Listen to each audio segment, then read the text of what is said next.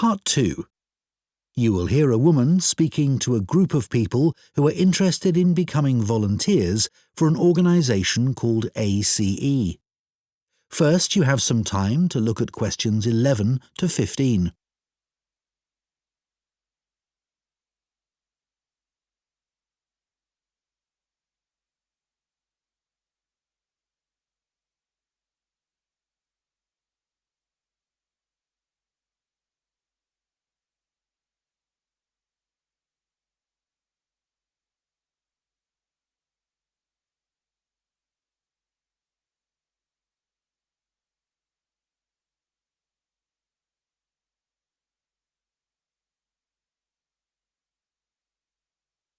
Now listen carefully and answer questions 11 to 15.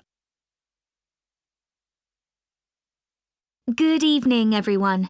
Let me start by welcoming you all to this talk and thanking you for taking the time to consider joining ACE Voluntary Organisation. ACE offers support to people and services in the local area, and we're now looking for more volunteers to help us do this. By the way, I hope you're all comfortable. We have brought in extra seats so that no one has to stand, but it does mean that the people at the back of the room may be a bit squashed. We'll only be here for about half an hour, so hopefully that's okay. One of the first questions we're often asked is how old you need to be to volunteer. Well, you can be as young as 16, or you can be 60 or over. It all depends on what type of voluntary work you want to do. Other considerations, such as reliability, are crucial in voluntary work, and age isn't related to these, in our experience. Another question we get asked relates to training. Well, there's plenty of that, and it's all face-to-face. What's more, training doesn't end when you start working for us.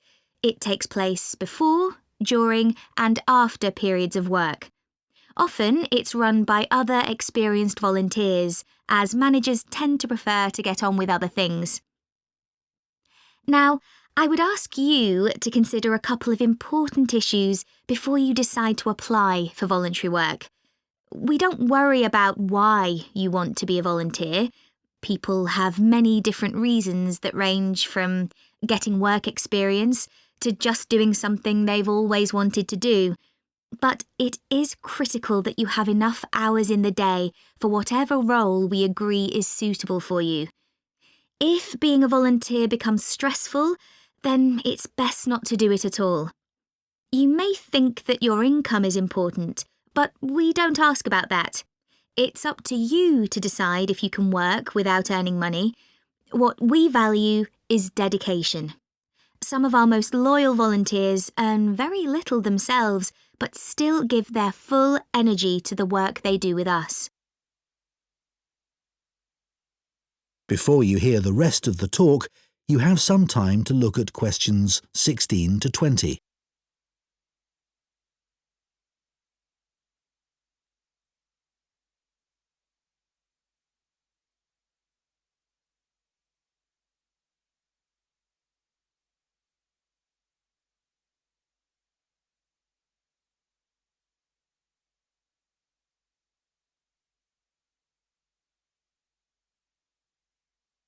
Now listen and answer questions 16 to 20.